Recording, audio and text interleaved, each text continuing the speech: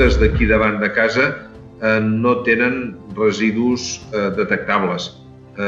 Són poblacions de peixos que no tenen una vida molt llarga i per tant no tenen temps d'acumular la contaminació que en general tot el Mediterrani té. Per tant, la pesca, més que per la contaminació, s'ha vist afectada per la pressió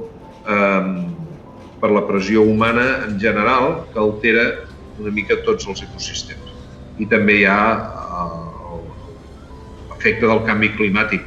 El canvi de temperatures a l'aigua fa que les poblacions de peixos varien els seus costums de reproducció i d'alimentació, es varien les cadenes tròfiques i això ho ha alterat tot una mica. De la mateixa manera que en algun moment hi ha poblacions que s'han trobat minvades al moment que han posat depuradores perquè l'aigua ve massa neta i no hi ha nutrients suficient, també els rius no baixen amb la freqüència que haurien de baixar i no porten nutrients i per tant també es nota una mica i tot és una cadena tròfica que queda minvada.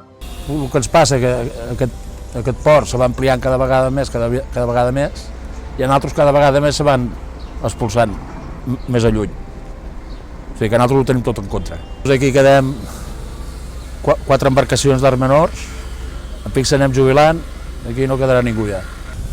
No s'agafa el peix que s'agafava abans. I amb el tema del canvi climàtic, els cicles que nosaltres tenim per pescar estan canviats. Ara, jo ja fa 35 anys que veiem això i jo avui en dia no sé a què pesquera tinc d'anar.